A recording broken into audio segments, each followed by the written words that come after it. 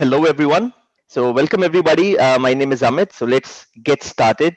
This is the topic for today, fixing indexing problems where indexing does not help. And that is Uwe's topic. And we have one of the best SQL experts from Germany, Uwe Ricken. And many of you probably already know him. He has been part of our speaker panel in Data Platform Geeks and even with the Data Platform Summit for last so many years. And yet again, every opportunity to host him is such a pleasure. So the webinar has already begun, but he's going to be online in next few minutes. And next 2 minutes, I'm going to take and talk about data platform virtualsummit.com. I'm assuming that already all of you know about this mega event, one of the largest events on Azure data analytics and AI. Your favorite topic, SQL Server, Power BI, ADF, everything in Azure data stack is going to be covered from September 12th to 18th, Monday to Friday, covering all time zones. We bring you 15 exclusive training classes. These training classes are 8 hours in duration, and we call them virtual training classes. You attend 4 hours each day, so 2 consecutive days. And apart from attending live, you also get the class recordings. Now, this is the most critical thing that I always tell the audience, which is no conference really gives you the class recordings. So you get the recordings, and which means you can re-attend the class virtually. I mean, as many times as you want over the next 12 months. And I think that makes us a real winner. You have a special discount code here, save 20. You can use that and do the booking as soon as possible. We have a lot of classes lined up for you, starting from SQL to Power BI to AI to big data clusters, DAX, Azure data pipeline deployments, Kubernetes, SQL Server performance tuning, PowerShell, so many classes lined up for you.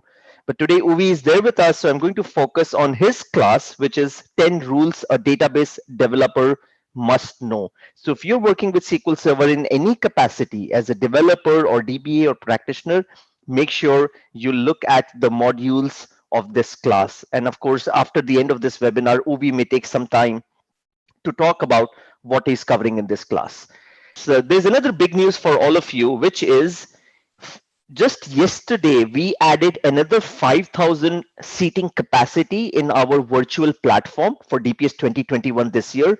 And for about a week's time, we have opened up DPS 2021 for free live registration. So you are one of those who's getting this news in just few hours. So go to dataplatformvirtualsummit.com, go to the booking session, and you can register for the summit absolutely free. And you should do that in next few hours or maybe in a day or two, because we have a limited quota that we have released, and that might just get full anytime. So that's an exclusive announcement that I wanted to call out today. More than 100 sessions have already been released from the community and Microsoft together. And if I'm not wrong, I think more than 140 sessions are already announced, and you should look up on the sessions page to browse all the sessions that are up there.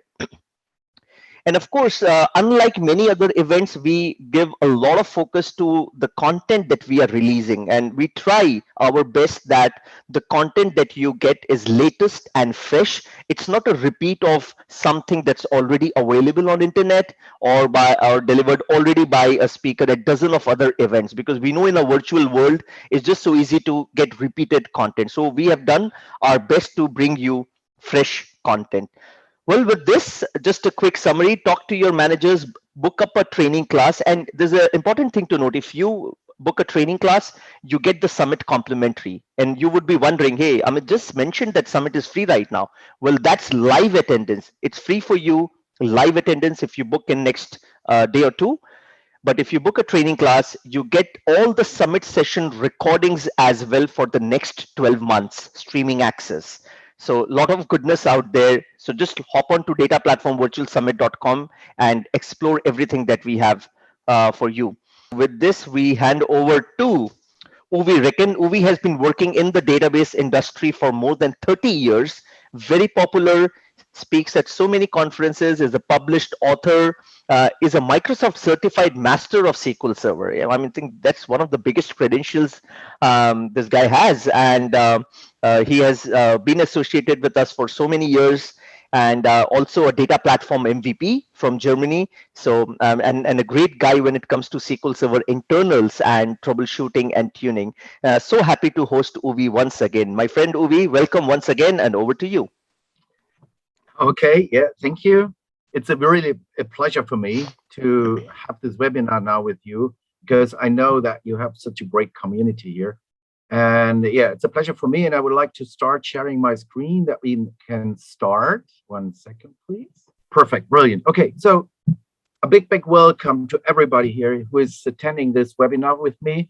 I'm really happy and I really appreciate it to do this webinar here for the Data Platform Geeks. And as you said, I mean, that's true. We have a long-term relationship. And I think that it was the first time in Bangalore, I think 5 years ago, and it was really a blasting experience for me. So I'm really happy to do this, and I'm really happy to do this for the Data Platform Summit in 2021. Our daily topic is a quite interesting thing. It's called Daily Indexing Performance Problems Where Indexes Cannot Help.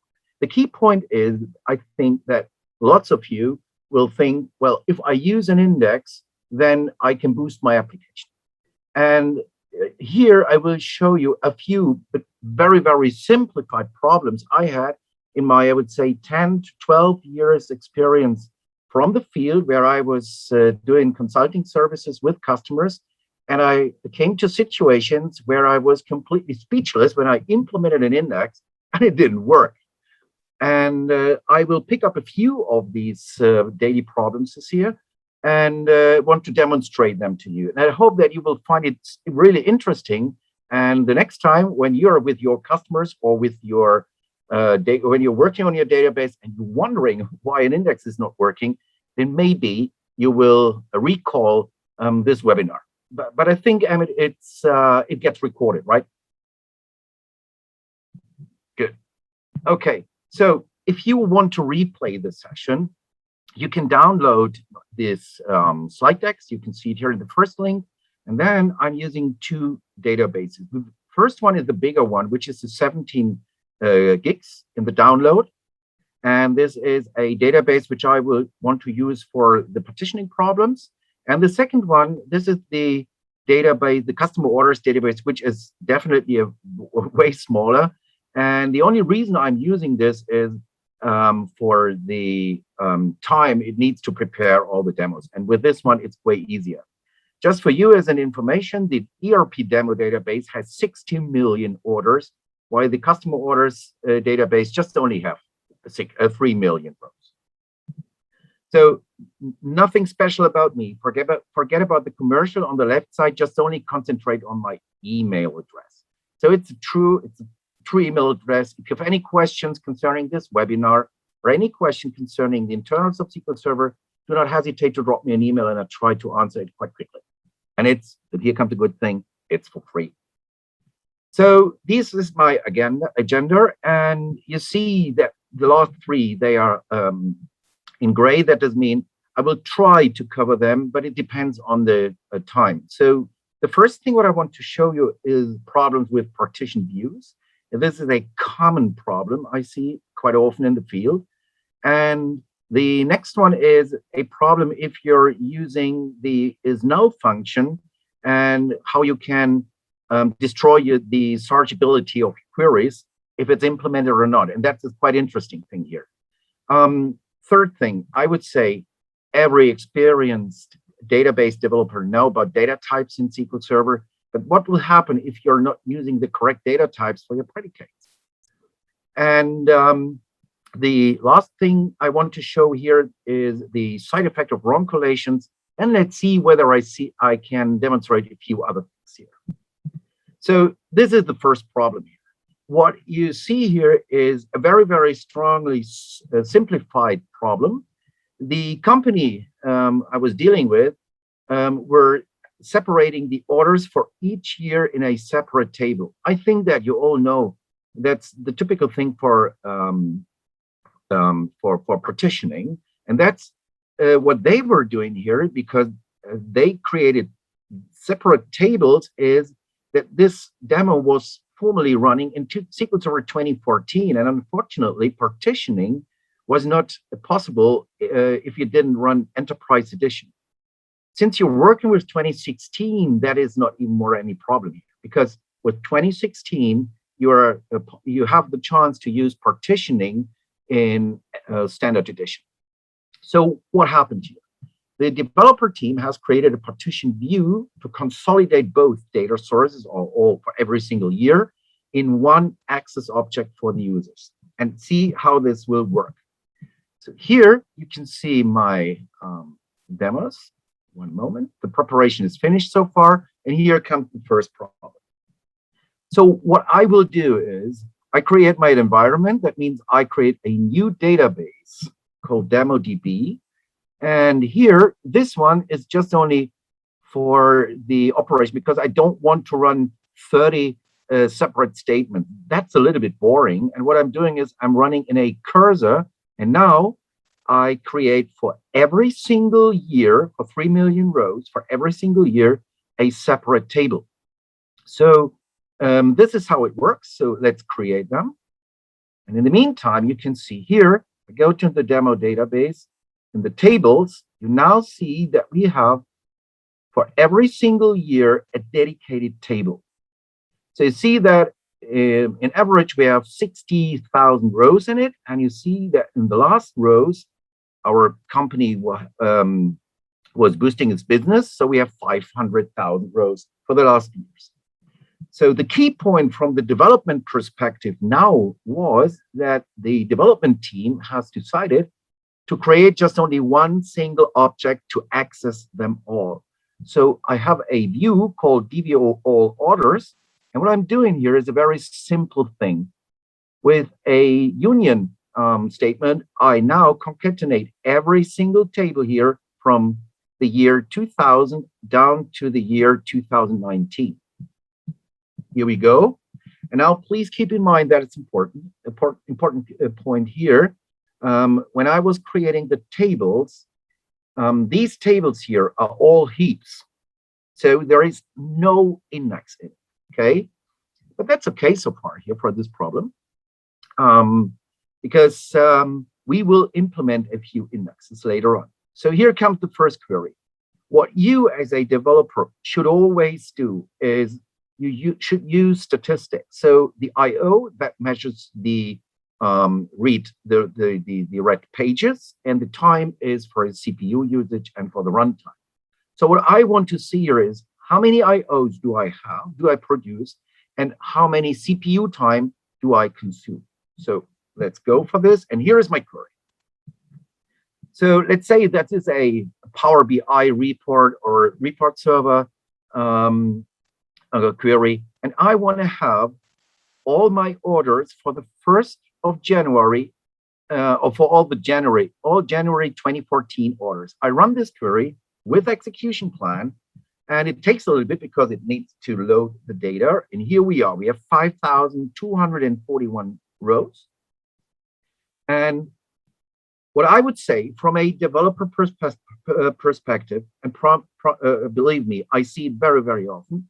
When I see that it takes 1 second, people might say, well, yeah, that's incredible fast because we have 3 million rows in it, and leave it as it is. But the problem is when you look to the I/Os, you see the horrible thing here. You see here that every single table gets is accessed, and you see the number of pages which has been accessed by the query. Another point, what is quite interesting here for me is that SQL Server is running this query in parallel. This is because of the scan count. And that does mean that SQL Server was accessing this dedicated table 8 times. And for parallelism, the thread 0 is the controller. So we look to this and we see lots of I/O. And here is our CPU time. And this is something what drives me really nuts. The point is that the CPU time is way higher than the elapsed time. So the elapsed time tells me that the query was running in 263 milliseconds, while we were consuming over 600 milliseconds, just pure CPU time. And the point is, I think it's very clear, if we run with 8 cores on that machine, well, it's absolutely clear that I use 8 times CPU time. If we look to the execution plan, you see the problem immediately. So it looks so fantastic. It looks like a rail station, right? So here we're coming from Bangalore and so on, and another city. And the problem is that we access every single table with a full scan. And so that's the reason why we have lots of IO here. And every single table gets access. So, okay, the developer now decided that's not a problem because I know if I take an index on a system, then my query will run faster. So what I'm doing now is, and this is just only for demo purposes, I create a clustered index on the order date.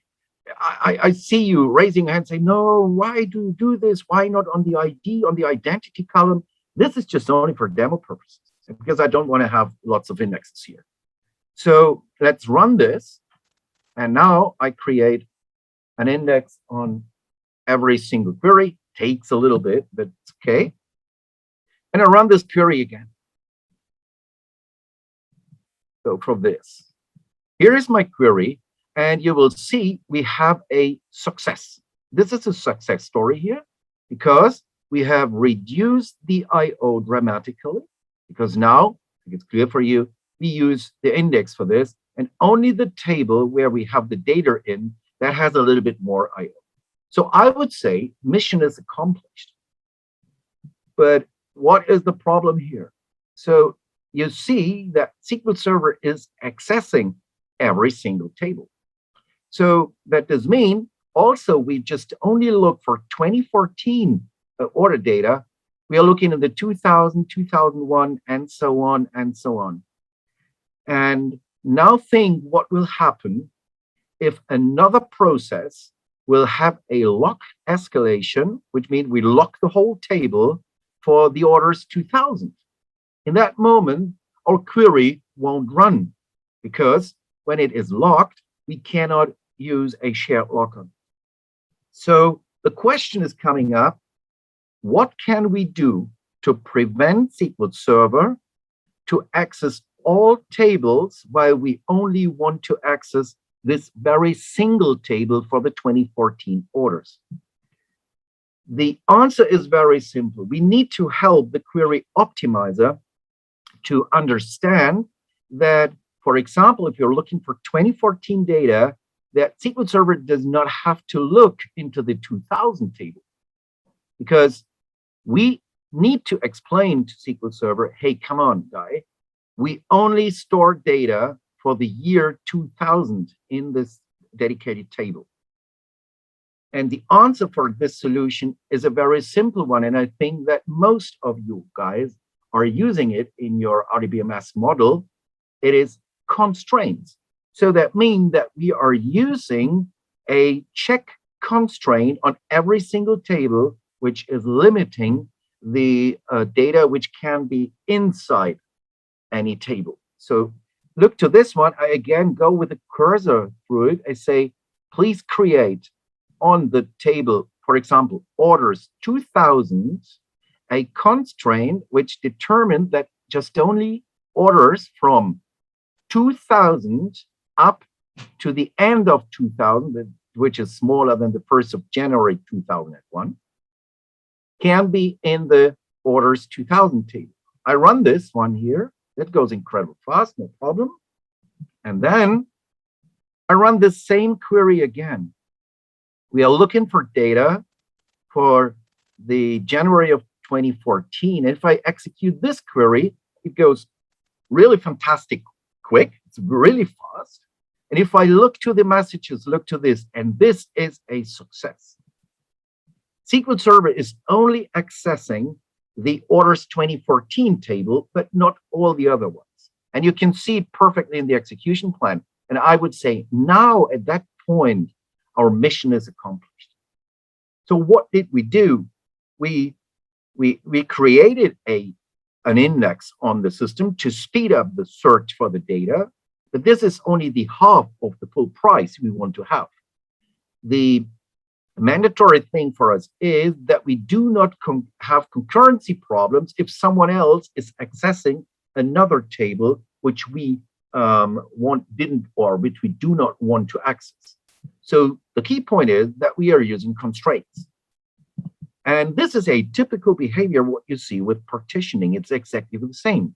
So if I hit two boundaries, so I see here for 2013 and 14, then it's not a problem for SQL Server anymore, because now SQL Server is using only these two tables. And now I would say the mission is accomplished. So indexing, using indexing is not the solution here. We need to think, we need to take into consideration to help the query optimizer to understand what data you have in your tables. And that is the solution here. So we come up with this and say, we need to use check constraints on the attributes which are containing the segregation values for a data switch to the check. And that makes it a little bit more complicated. You have to have a job which is running once a year, let's say at midnight for New Year's Eve, and then you add a new table and change the query, put the check constraint on it, and then it will run. So if you have the Enterprise Edition or you have SQL Server 2016 Standard Edition, then life will be so easy for you, because then you can use partitioning. And if you think partitioning now seems to be the silver bullet which can solve all these kind of problems, you will fail. Here comes the second problem, but this one is really truly running or having problems or dealing with problems with partitioning. So it's prepared. Everything is prepared here now. And what I want to show to you is the following. Now, I take my big database. So I'm dealing here now with 60,000 rows. What I'm doing is, in the first step, I create my partition function. I do not want to go into detail to how partitioning is working, but see it as follows. What I'm creating is, for every single year, a dedicated partition. This is my partition function, and you can see that we have around 30 partitions here. Then I create a partition schema, and what I'm doing is I do not separate them on different disks or different files.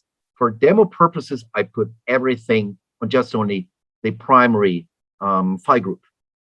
So then what I was doing before, because that was the most time-consuming part here, is I now create a clustered index on the orders table on the order date. But now you can see this here. I partition this table. That means that now every single year in this table is going into a dedicated partition. And I'll see what will happen. Set statistics, IO and time on, and I run this query. By the way, this is something what I have prepared here is I, on top of it, created a non-clustered index. And this is something what happened really to me just only, I think, 1 year ago. And I was really concerned about saying, what's going on here? What the heck is going on? So here comes the key point. The people wanted to have the last order, the last available order, which is represented by the attribute order key. So this is my query, what I was running.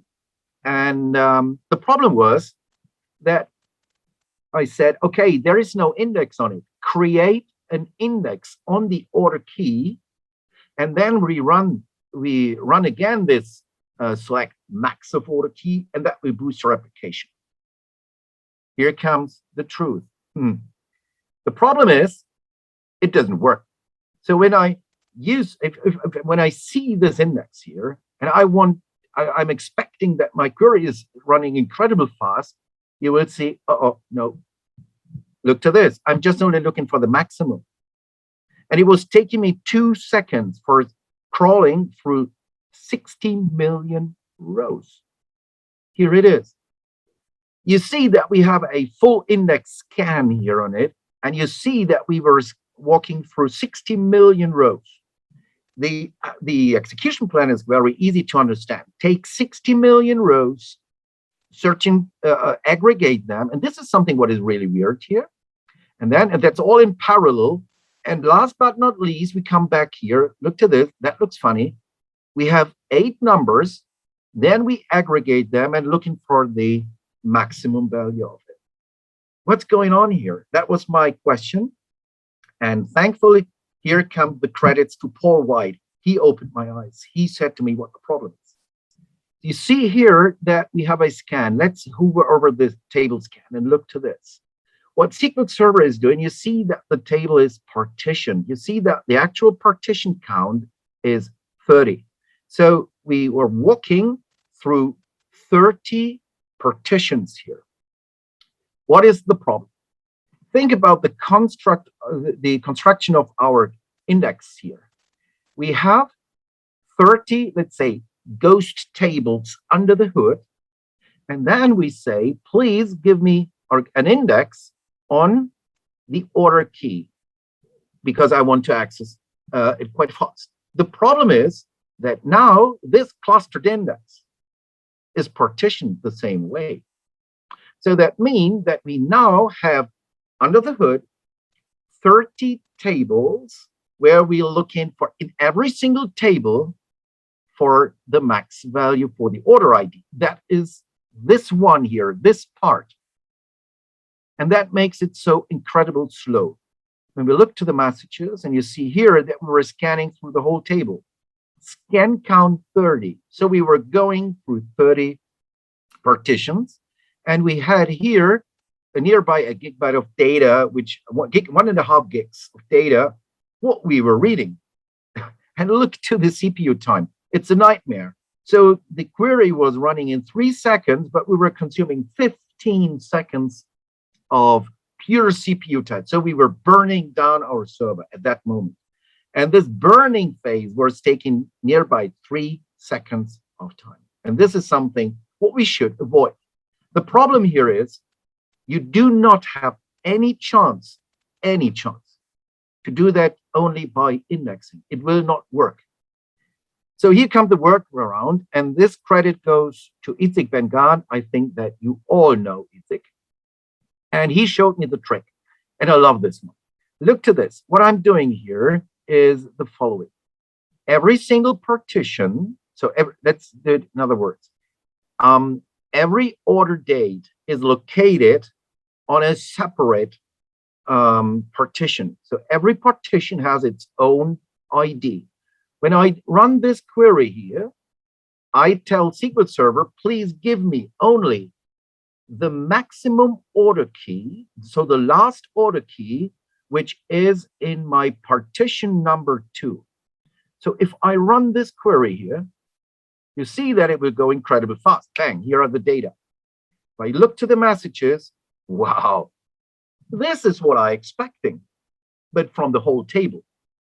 As I said, the big problem here is that the table is partitioned, so we have to walk through all partitions. So if we know that we can use this little trick to say, give me the maximum order key from partition number 1, number 2, number 3, up to 30, then we know that we now go 30 times just only with 3 IOs into the partition to grab the maximum number. And this is the key point. So look to this here. I run a very simple query against some system views. This is partitions, which contains the information about the partition of a table. And what I need to separate here is I just only want to have the partitions from my orders table and for my dedicated index here, because I want to force it. I know that SQL Server will use this one. Let's go for this. And you can see now that we can here, this is my index ID number 2. That's my my index on the order key. And you see here how many partitions we have. And now we think the next step. What we have here is our partition number. And look to this. The only thing what I want to achieve is I want to replace this fixed number here by this variable. So by this variable number to access every single partition. So if I can make it happen that I run it 30 times for every single partition number, then I'm absolutely clear that I just only have 30 by 3, 60 IOs. Let's check this out.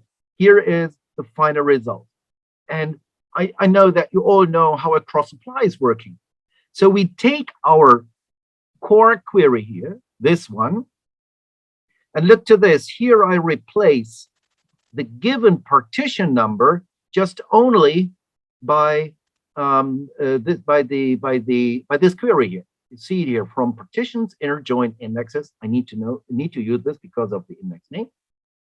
And the only thing what I'm then doing is I'm aggregating this 30 values because I get back 30 values here. And now I aggregate them and looking for the max value. See how it works? And to be honest, it works like a charm. You see this one here? It's less than a second. And if I look to the execution plan, I see this.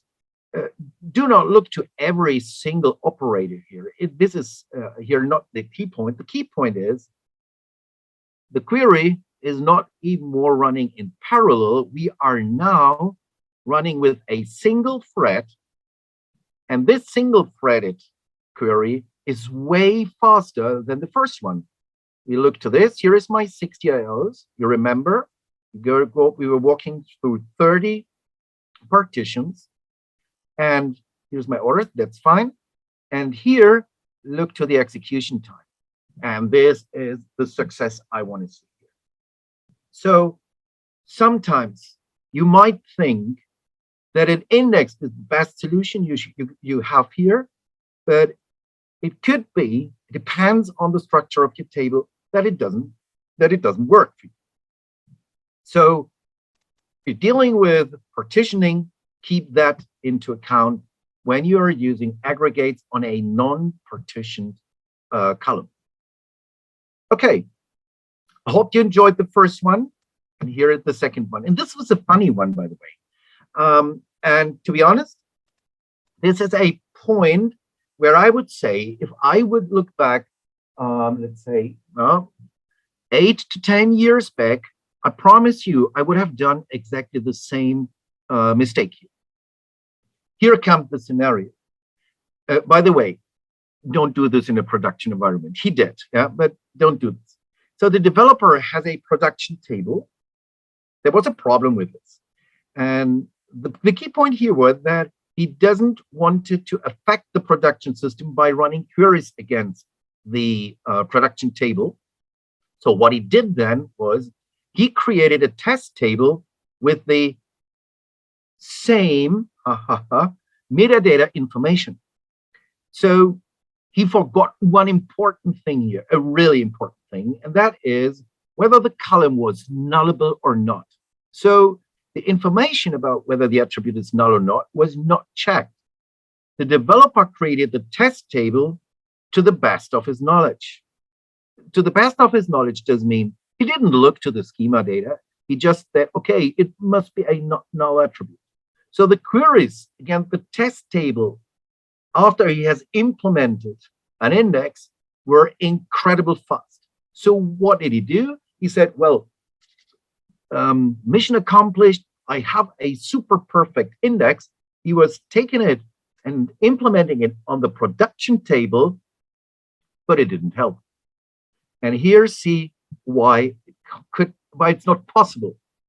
And what I can tell you to this is that SQL Server needs again to have some hints for the query optimizer, which makes it so cool from my perspective for what SQL Server is doing. We were taking every information all around. Let me first of all go out of this database. So here we are. Okay.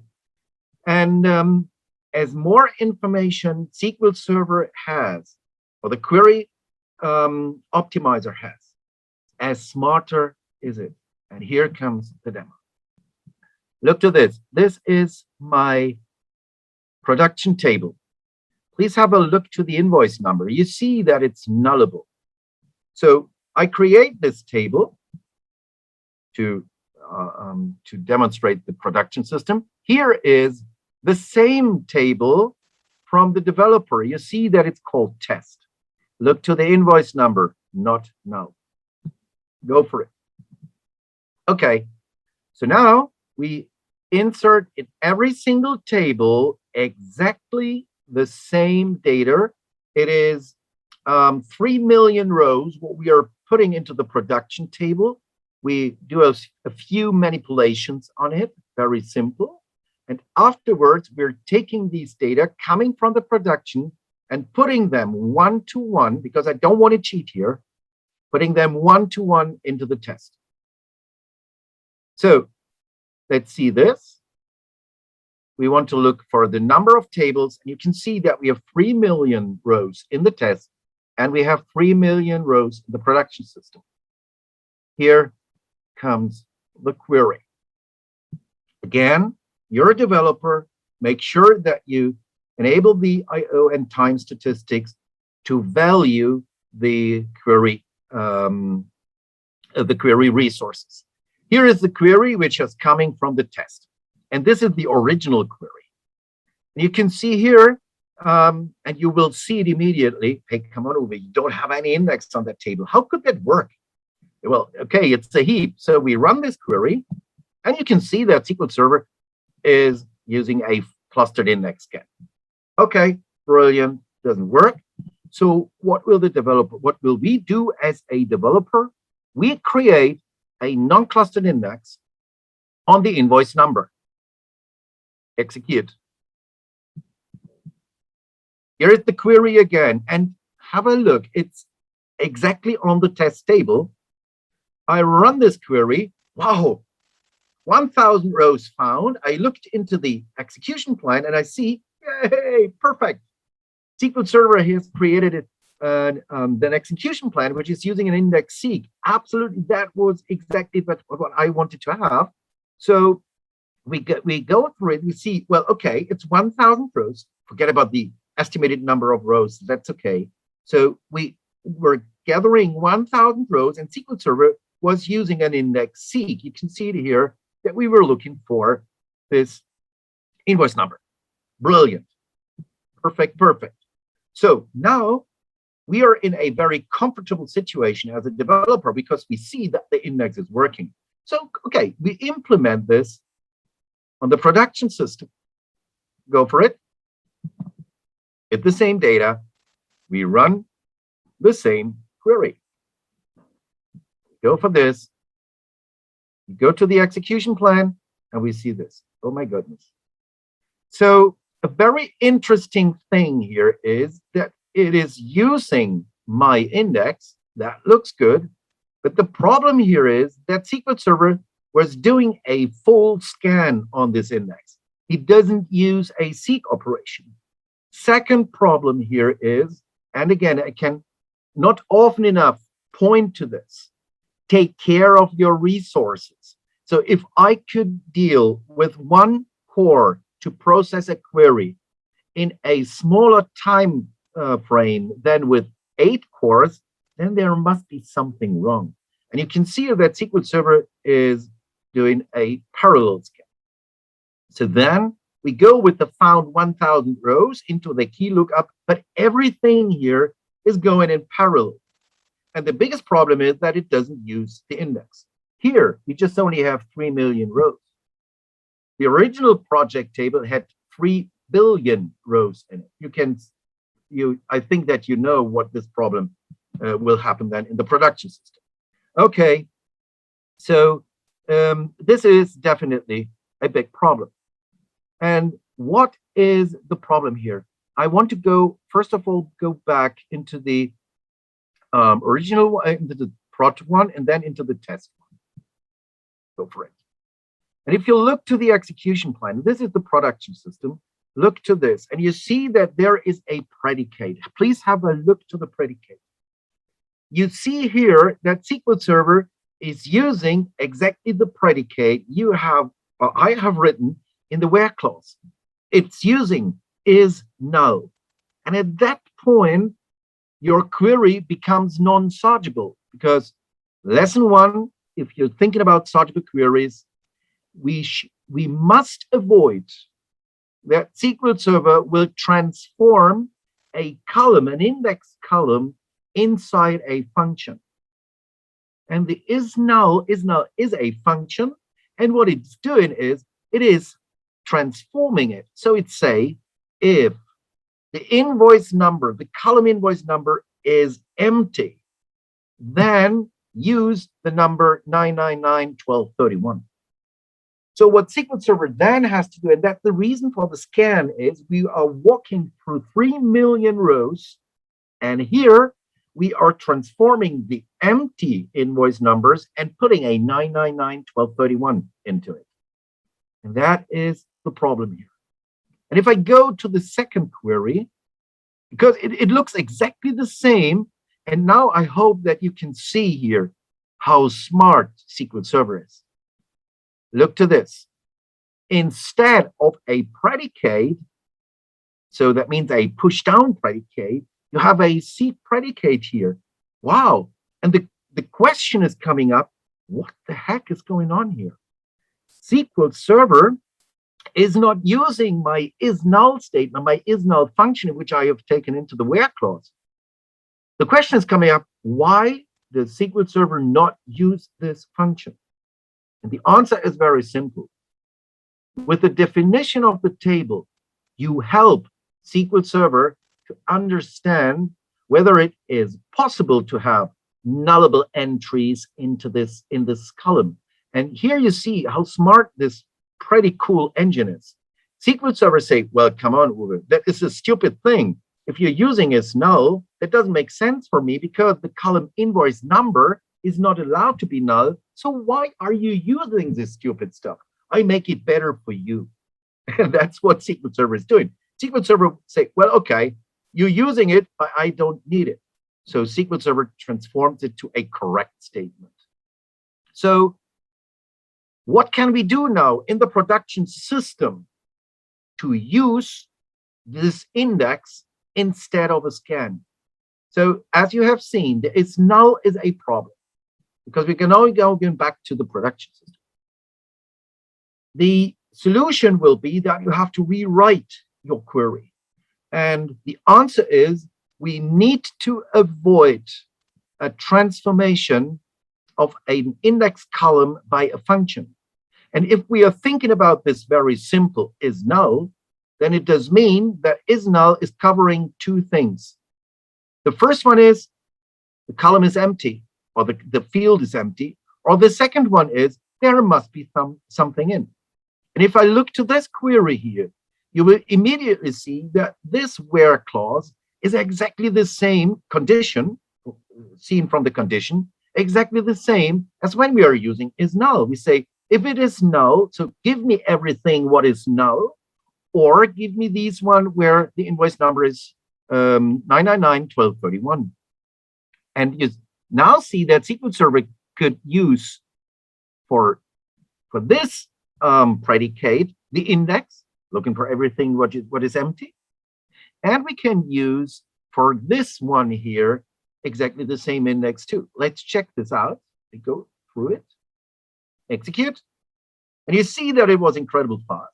This is, by the way, and if we look to the execution plan, 2 steps achieved. The first thing is we're not going in parallel here.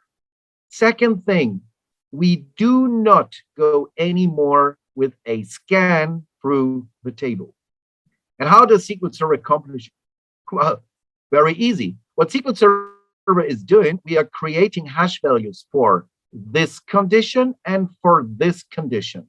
We put them in a temporary table. You see here the merge interval. Here's my constant scan. These 2 values here are representing invoice number is null and invoice number is 9991231. We put these values into a table and come back with 2 values, predictable values. And then we can go smoothly through the index and seek for every single value. That's very easy. So SQL Server has to go 2 times through the index by an index seek. And we get the rest of the data here, get the key lookup, and that's done. And look to the I/O. We go through time through it. It looks a nightmare, but it's okay. 3,000 I/O. Think about the big number of high number of rows. But if we are using an OR statement, it's coming to problems with OR with the estimated number of, it can be coming to a problem with estimating the number of rows if you're using OR statements. So an OR statement is exactly if it's on the same by the way on the same attribute, it is exactly the same as this one here. We are using a union. So the first query is running for invoice number is null. And we say, please concatenate the row set with everything where the invoice number is 999-1231. If I run this query, it looks a little bit better. It looks better, but the output is exactly the same, by the way. That's correct. But look to this. We have here our index seek, but it comes back with one row, or in this case, here, 0. And here we have the second one. And this is for the invoice number. And look to this. We are using a seek predicate, 999-1231. And here, we are using a seek predicate saying, well, give me everything. There is no invoice number in the column. That's a cool thing here. And you see that if you help SQL Server, it works brilliant. If not, it could be that the system will turn against you. Second thing, how you can use this is this one. You're using a select null as a result, union all in. That's an in clause. It will work, but it looks a little bit different, but the IO will always be the same. Yeah. Very cool thing. So when you're using functions and you're thinking that an index should be used, make sure that you have searchable queries. And if you don't have, or if the condition for this column cannot be fulfilled by the condition for the function, then SQL Server will automatically eliminate it. That's really pretty cool. Okay. So far, we go to the next thing, correct data types for predicates. Yeah. And this is a cool thing here. And maybe a few of you are working, or not just only working with databases, but maybe you're working with, you're doing developments for backend services or front-end services. And the biggest problem I see is when it comes to coding first. So what they are doing is they are creating their classes in Visual Studio. And then after the development, we are coming back with, just give me 1 second, please, 1 second.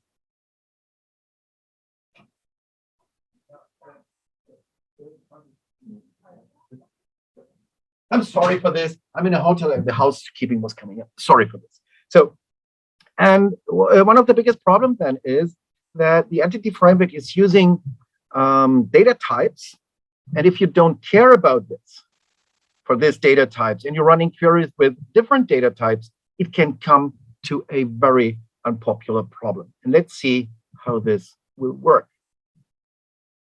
So I again go into my demo here. That's in number 40. Create my demo table. Okay. Then let's see what I'm doing. Yeah. So you see here, look to the data type. That's important. I'm only using chars here. Okay. Char 5, char, and so on. I create my table. I have a primary key on the ID. And now I fill around, say, what is it? 300,000 rows into it. 75,000. Okay. 75,000 customers are now in the database. And let's see how many data pages this table is using. Go back to this. You see here, the used pages is 5,782. So this is around 4 megabytes of data. But please keep this number in mind, okay? 5,782 data pages are used. We know we are good developers. We are using statistics, IO, and time on. I want to run a query and use the customer with the ID 10489. You remember, on the ID, we have our clustered index. So what I would expect here is to have an index seek on this object. run this query, go into the execution plan, and I see this. And to be honest, if you do not change anything here, whether from the coding or from the structure of your table, you won't get fixed it by any more indexing. No chance here. So what will happen here? The first thing that I want to draw your attention to is that you see here this exclamation mark on the select statement. Okay, index scan. We go through, we want to see how much IO we have produced, and I think for everybody of you, that's logic. So if I go back to the execution plan, I hover over the select statement, and please have a look to the warnings. And to be honest, take these warnings serious. So it's say, well, okay, you have a type conversion in your expression, and you see that I'm using a convert implicit. And a convert implicit is nothing else but if you are using a function to transform the value of an attribute. So we are again back into non-searchable queries here. So also we have an index here. SQL Server cannot handle it. We look to this, to the properties of the scan, you can see very perfectly here that SQL Server is using a predicate, and an ugly one, by the way. You see 2 times that SQL Server is using convert implicit. The first time it is using it to transform the ID, which is a character, so a string data type, into an int. And afterwards, it's converting the given search value to an int2. But this one is harmless here. It doesn't matter this on this side. The problem is that SQL Server now is going through 75,000 customers, transforming the ID from a character to an integer, and then we compare it to the search value. So you see that this one is not very impressive. And what I'm doing here is I want to show you how this push down predicate is destroying the performance here. Again, this is the one, and look to this one. You see here that now SQL Server is transferring 75,000 rows into a filter statement. And think about the following real world scenario. What I absolutely love in the morning is the following. I wake up, and the first way to the coffee machine. I take my mug, put the coffee mug under it, press the button, get my coffee, and then I go to the fridge and take these little tiny boxes where this little tiny chunk of milk is. So I put this into the coffee, and then I enjoy my coffee. Here comes what the reality says. I stand up, take my coffee, it's finished, then I'm calling the what is it? The dairy, calling them and asking them, hey, bring me 75,000 liters of milk. The big truck is coming. Yeah, and you're standing in your garden with a cup in your hand, and then the truck is coming. You're going to the truck and take a little tiny chunk of milk, just only one, and the rest you push away into the site. And this is not very effective. And that is the point here, what we want to avoid. So we want to make sure that we save the IO. So what I have written here as a statement is exactly this one here, what happens to your query. You see that SQL Server is converting the char5 into an integer. And that is the point here. If I would take the correct one, let's do it this one here, execute, go to the execution plan, and we have back our seek. And then we are back with our 3 IOs going traversal through the index. But what will happen if we are doing this? And here again, you can see how incredible smart your SQL Server is. Um, in SQL Server version before 2012, we have exactly the same problem with an n varchar, so with another data type, not a char, it's a varchar, not a varchar or char, it's an n varchar. So that means we are using Unicode. And before 2012, SQL Server was using a scan in the same way. But now, see what SQL Server is doing. I would say the data type of my attribute is in the same, let's say, class of data types. We have numeric ones, we have strings, and we have binaries and all this kind. And the varchar here is in the same class of data types as the n varchar, which is a Unicode. So if I run this query, look how smart SQL Server is. So normally I would expect, because the n varchar is in the hierarchy of data types higher than the character, I would expect, again, an index scan. If I look to the messages here, you can see that SQL Server is consuming just only one more small IO, one more page. So that is the point here that we can say, wow, there must be some good stuff going on. And if you look to the execution plan, you can see it. And this is cool, really cool. So if we are dealing with the same, let's say, data type classes, SQL Server is so incredibly smart that it say, hey, come on, this is a string. We compare it to a string, but this one is higher in the hierarchy. Make it the same data type as the attribute. So this is the constant scan, which is taking my number. And here we convert this one into a char. And then we can very easily use, and again, an index seek here. You see that the seek predicate is now going with this express addition, with this addition, with this value, which has been calculated. Very, very cool. But keep in mind, it must be the same data type class. Otherwise, it won't work. So you see here, whether you have an index or not, it will not work if you take into consideration your metadata. And these are the mandatory things here.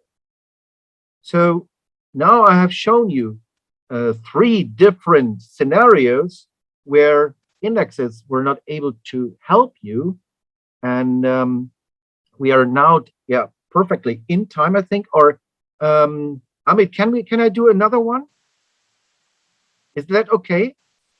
So that I take another 5 to 10 minutes? Of course, you can take another 5 minutes, no problem. Oh, wonderful. Okay, then I do this. Let's go to the wrong collation party here. This is, by the way, nearby the same problem, but the problem here comes more or less from the TempDB. I think you all know TempDB, how it works, what it is. So I don't want to lose any more words about this. Have a look to this one. In the first query, I want to show you which is my database, TempDB. You see that the TempDB will always have the same collation than the server collation. So now I create a database, and you see here that this database has one very small but incredible change here. We do not use the server collation. We are taking our own. So I create my database. It's done. If I need to put it to, that's okay. It's only to make it in simple mode and look to this. Here is the difference. TempDB, Latin general, and here Latin general binary. So 2 different collections. I again go into my, I create my table, the customers. I put in 75,000 customers. So, okay. And then I create an index on the order number. This is really very, very much simplified, but think about this. The typical workload with that customer was as follows. This is a a system where you can drop complaints about the products. And these complaints could be by email, by phone, by fax, by everything. And single complaint gets recorded and is moving over into the database. In the morning, every single employee had to pick up, let's say, 20 to 30 of these complaints and have to call back the customer and ask for what is the problem and to assist. The implementation, to be honest, the implementation was not really good, but it was as it is. We couldn't change the development. We didn't get any more support. So what did they do? They were moving over. We're going to a web page. There was the list of incoming complaints. And then they were picking a few by saying this one, this one, this one, this one, and say, I take them. And what SQL Server doing at that moment? This is here representing by the order number. And then these 40 or 50 rows have been moved over into a temporary table. So let's see how many rows we have and how many pages we have. Here is my order number. You see that it's all, and that's important. If you do not name the collation, then it gets automatically taken from the database itself. So here we can say the order number is a character 10, but it's a Latin general binary. Think about the TempDB, which is different. Here comes the solution. The stuff was selecting a few, and then they were the selected rows have been moved over into a temporary table. I create this temporary table. Go. And now let's say we take 100 randomly selected orders and put them into the temporary table. Go for it. So now we have 100 orders selected. I again go with my statistics. I want to see how much I/O I produce. And here it comes, the query. This is, as I said, a very, very simplified thing. But look to this. What I'm doing here is I run a query from my customer orders and join this with the temporary table. I would say you all will know what happens. We will run into an error. And this is a very common error, but unfortunately, very, very bad solved. And I raised my hand first. I did it the same way. I learned from my mistakes. So the question or the message is clear. Sorry, I cannot resolve the collation conflict between the Latin 1 general CIS, which is coming from TempDB, and the Latin 1 general bin, which is coming from my customer database, because they do not there is no harmony in between these two collations. Okay, what will we do? And here comes the point. And I would say, if I could see in your faces, and I would ask you, raise your hands if you're doing this solution, and look to this. I run this query again, and I promise you, this was exactly what happened with this solution with the customer. You see here that we say, take the customer orders. So we are dealing with 3 million rows now, 3 million. Make the order number the collation of the TempDB and join it then. And I think what you will see now, what you would expect is exactly what happens. We get a full scan. Here, 3 million rows, we're walking through 3 million rows, and we are back with a non-searchable query here because we are dealing with a filter object. So we come in with 3 million, and then we are coming back with actual number is 1,470. That's okay because my numbers are not always equal. So what the point here? Well, okay, we are taking the order number of the database. Why is this more efficient? The answer is very simple. Let me explain to you when you look to the execution plan. Here you see that we now have our scan count one. Yeah, that's okay. Look to this. What we are doing is we are scanning the temporary table. It's the same problem here because we need to change the collation. But here comes the point, and this is something what people forget about. The point is, let's transform the collation from the smaller table. And second point, I don't care about it because we want to scan through the whole temporary table. So it doesn't matter whether we are using this correct collation or not, we need to scan through the table. But the key point for me is that if we're coming back with 100 rows, I need to go 100 times here into my customer orders. And here you can see that now SQL Server is using, come on, a seek predicate.